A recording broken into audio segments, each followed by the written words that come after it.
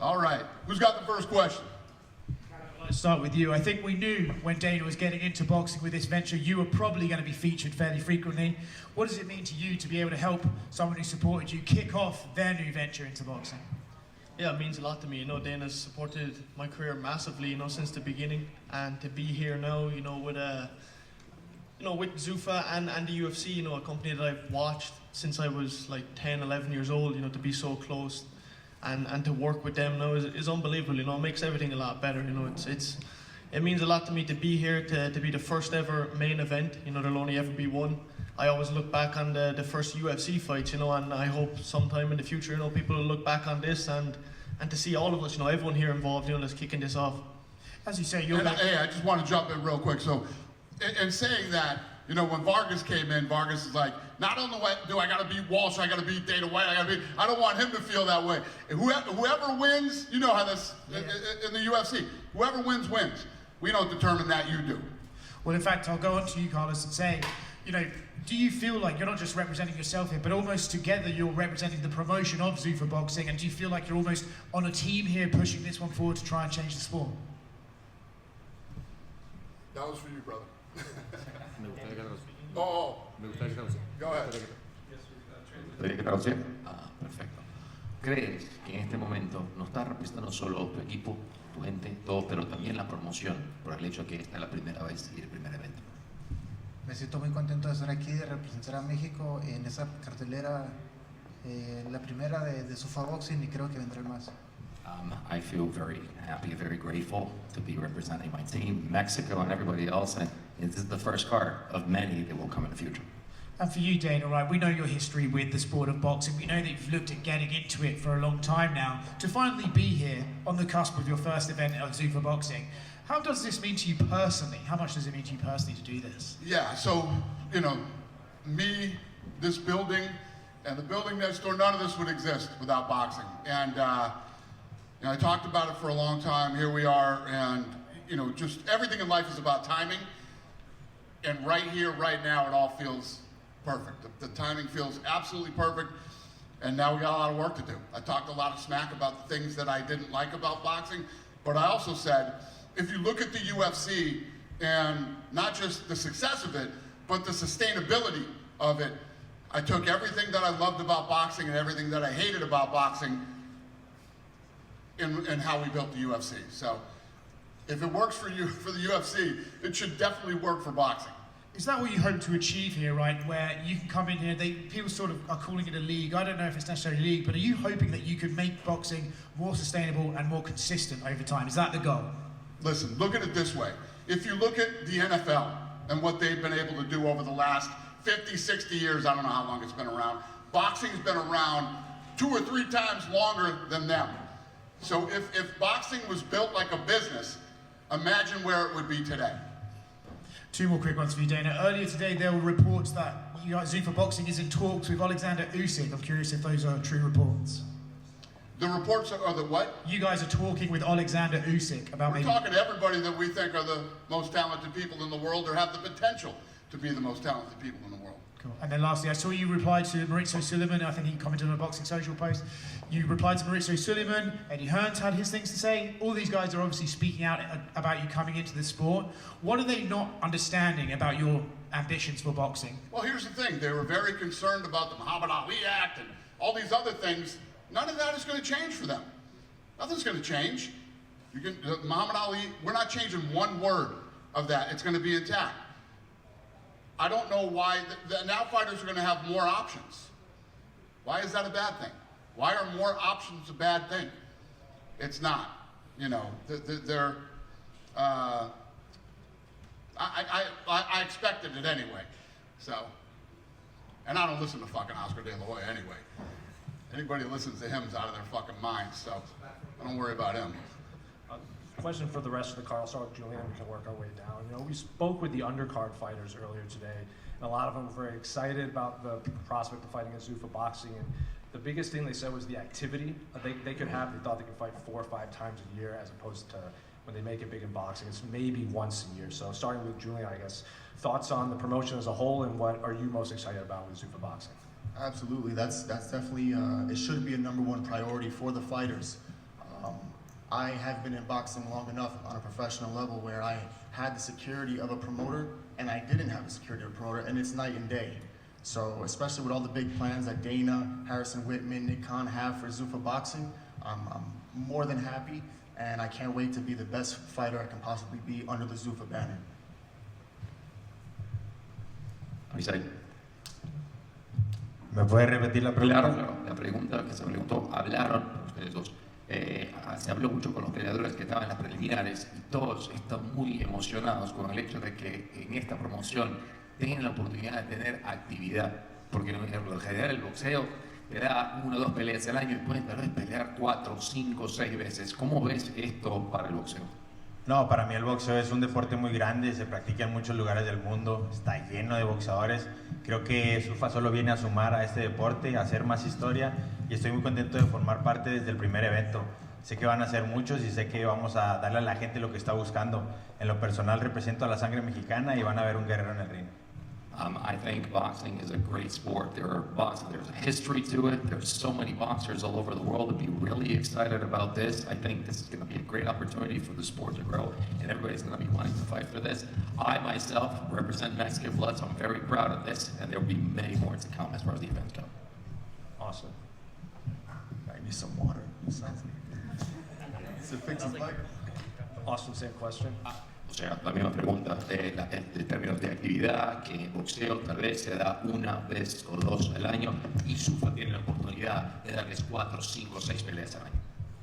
Mientras sigan promoviendo el box, yo creo que es bueno que siempre estemos los boxeadores activos y es algo que viene a sumar. Adelante, estamos listos y agradecidos por ser la primera cartelera de Zuffa Boxing.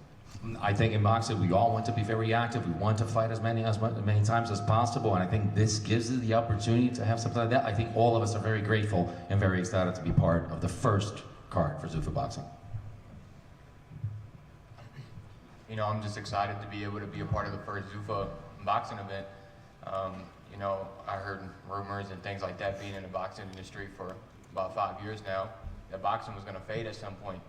And, you know, it was getting to that cusp where it was about to fade. And, you know, Dana White came out with Zuffa Boxing and the promotion team, and Dana's whole promotion team and his whole team is going to bring boxing back. And, you know, I'm excited to be on the card and grow with the team and to grow with the promotion. You know, it's nothing new for me. I've been active all 4 years of my pro career. You know, this is going to be my 18th fight in 4 years. So when they told me that, oh, they can keep you active, I'm like, great. That's what I've been doing my whole career. So, you know, being on the first event, I'm opening up the show. You know, it's going to be the Sherry Kane show. Can't wait. Just one last one for Dana, the last one I have on the Ali Act or the Ali Renewal Act. Earlier today, advanced to a committee. So I guess, how soon do you expect that to go through before the president kind of signs it into law? Do I expect it to go through? I guess how quickly? Well, today was a great day for it. I don't know if you saw, but the vote was incredible. It was like 30 to 4 or something. Yeah. Looking good. Yeah, question for Julian. You know, one fight ago, you were a big underdog against a, you know, really heavily hyped prospect and provided that big reality check. You're still a slight underdog here coming off of that fight.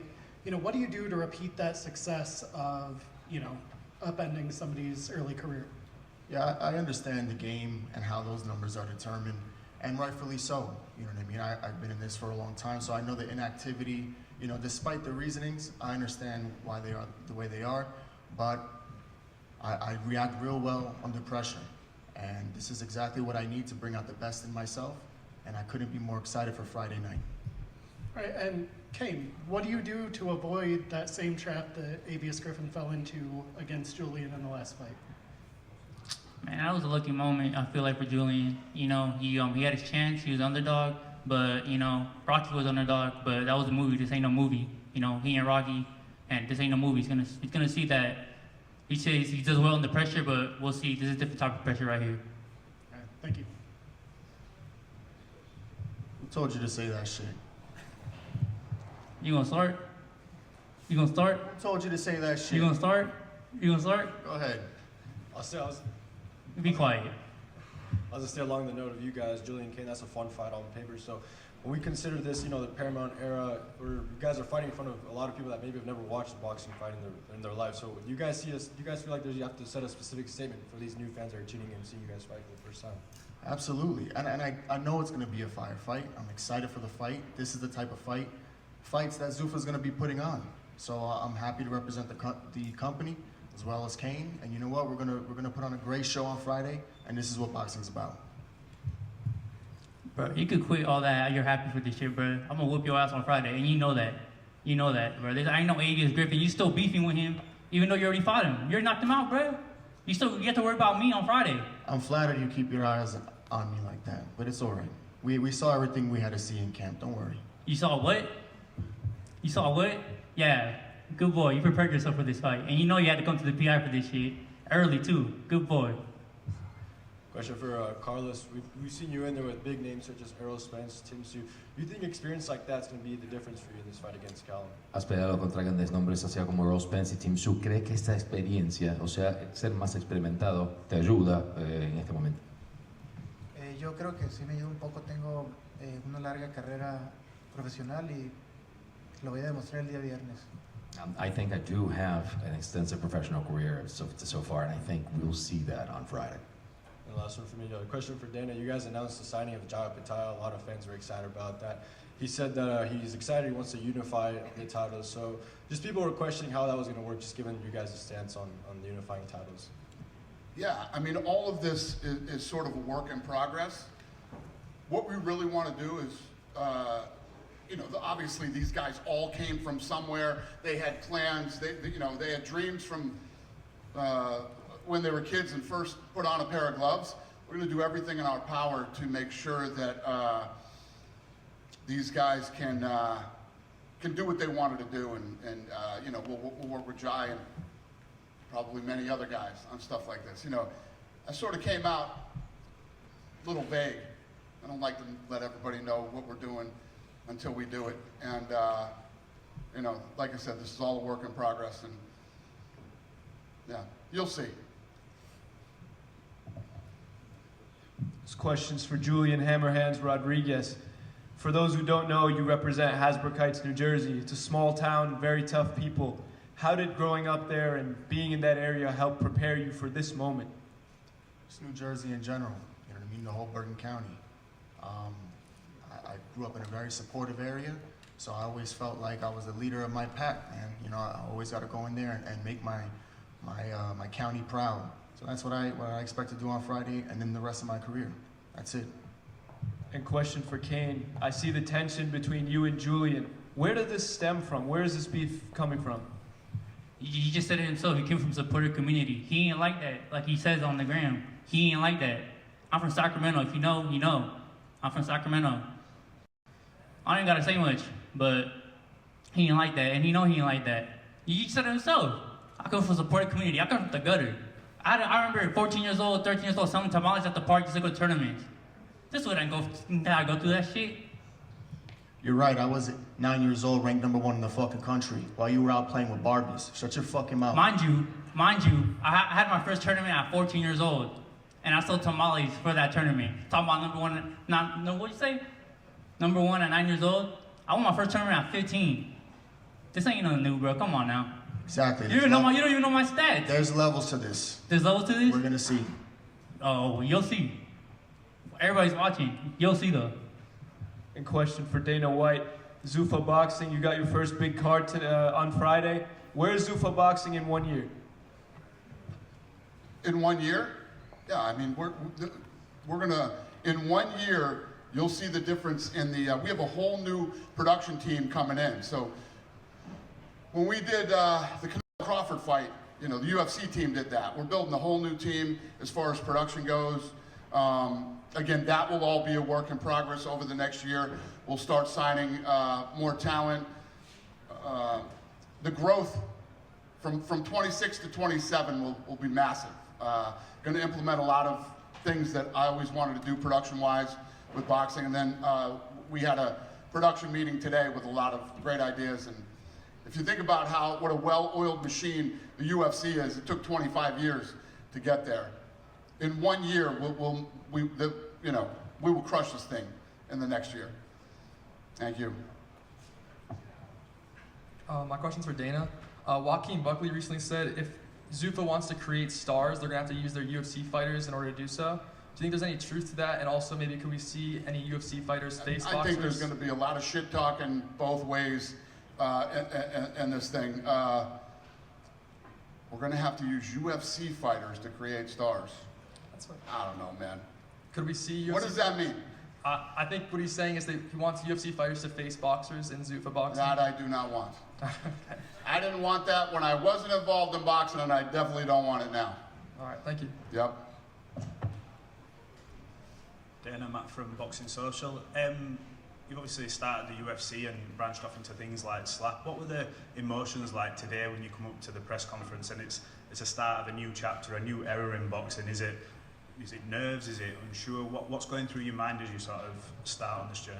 No, it's not like that for me. It's about, so as soon as these guys step in the ring on Friday, that's the end of the control for me. They have to go in and deliver the performances.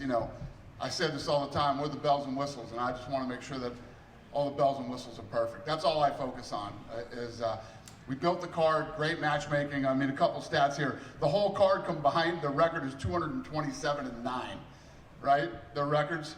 And then, top 3 fights, all undefeated. So with our first card, we focus on the matchmaking, bringing in guys that are talented and that we think have a future in the sport. And then we here at Zuffa need to make sure all the bells and whistles are perfect. And they won't be. And then we'll figure out what we did wrong and we'll get better next time. And then, like the guy before you said, where do you think you're going to be in a year? We're gonna kick some ass this year. Let me just ask, there was a lot of talk obviously from the boxing world and the people who we interview, and look, you see the comments, we know you've replied to Maurizio Sullivan about obviously the legacy and the things that you want to change, things that you don't, but there was a lot of talk about the level of fighters that you would be signing. So how pleasing is it for you that you've basically signed a guy who in many people's eyes was top 10 pound for pound star in Jai Opetaia, and that's before the first fight's even been seen? Yeah, well, if you look at our track record with the UFC, it's the same in boxing. I want to sign anybody that we think could potentially be the best in the world or is the best in the world. And we want to put on the best fights that we can possibly do. With you mentioning about working with the sanctioning bodies, is it going to be difficult to maybe entice some of these guys in who have had dreams of winning a WBC title, an IBF, WBA, the traditional route? Or are you having any sort of hurdles with these conversations? Obviously Jai's come on, but when you look at the stars coming through, how do you sort of change their ambitions from what they've seen growing up? What's the question? Like, do you know, like for instance, a boxer, for instance, a Dalton Smith, his dream was to win a WBC world title. You're now trying to sign fighters, sign these big names to come through. How do you convince them to come across and come down a road that's a bit different? Obviously, Zuffa belt getting involved. How do you convince them to come across? I don't know. I don't know the answers to these questions yet. We'll see how this all plays out over the next year, but I always just put my head down, we do what we do, and we just keep grinding until, I don't know, we'll see where we end up and how this all plays out. I don't know. I'll let our work over the next year speak for itself. Thank you. Yeah. Just another one for you, kind of going off that, and you may not have a perfect answer either, but talking to a lot of the other fighters on this card at the media day earlier, a lot of them said they'd love to fight like 4 to 6 times this year. I'm sure a lot of you guys up there would probably say the same. What is a manageable roster size, given the ambitions of all these guys wanting to compete that often and trying to build up the names you already have signed? There's nothing that I like to hear more than guys want to fight multiple times a year. It's one of my big problems with boxing is they'll come in and they'll put on a fight, don't come back for another year. So in our style and the way that we build the businesses, the more active you are, the more money you make. The more active you are, more people know who you are, more people are interested in seeing you fight, and the faster you climb up the ladder and possibly fight for a world title. So I love it. As far as roster size, we have a number of fights that we're going to do this year, but if everybody's that ambitious and wants to fight, then we'll do more fights. I love fights, so as many times as we can fight a year, I'm in. Who knows? Maybe by the end of this year, we're doing as many fights in boxing as we are in UFC. Then it's a perfect weekend. We either go Friday or Sunday with boxing, and UFC's on Saturday.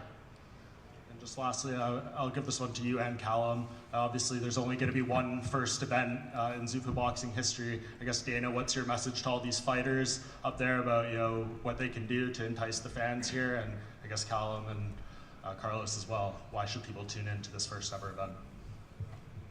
Primero de todo, o sea, ¿por qué la afición tiene que estar ahí pendiente y ver este primer evento? Serán muchos, como mencionaste, el primero de muchos. O sea, ¿por qué la afición debe estar ahí para este primer evento de Zuffa Boxing?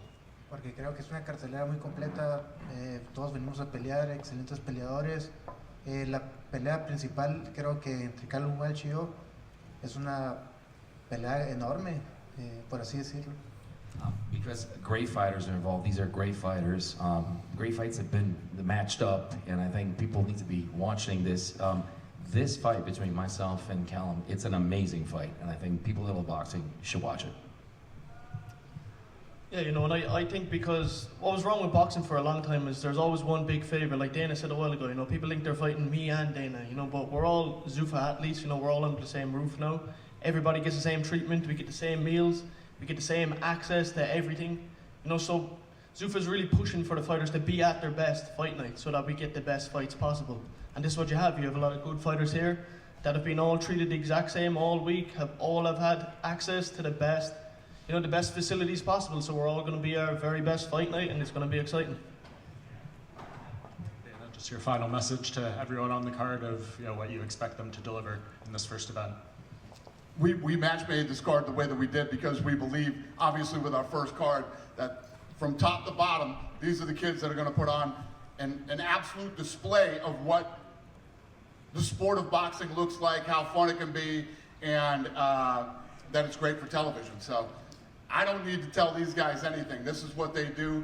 They're going to have a huge spotlight on Friday night, and like I always tell all the UFC fighters, we put the bells and whistles on, get out there and make everybody talk about you and know your name on Saturday morning. Any other questions? Is that the last one? One more? Go ahead, Dan, sir. I have one. 2 years ago, Showtime, which is owned by Paramount, got out of both MMA and boxing. Less than 2 years ago, 2 years later, they get back into boxing and MMA with you. What does that say about you as a businessman? I don't, yeah, listen, I don't know if you did this on purpose to make me shit on Showtime. I'm never a big fan, and I never really got along with those guys. But yeah, it's a good question.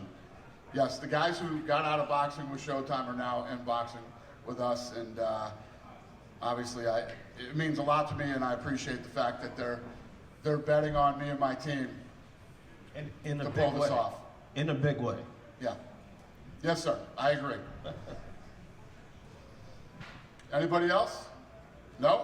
All right, we'll rip this stuff out of here. I'll give you guys some face-offs. Thanks for coming.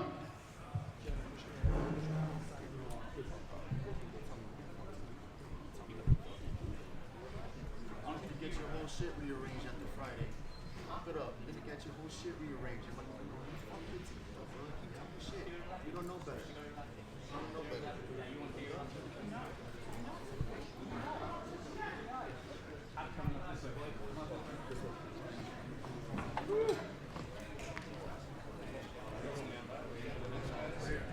That should be a good one.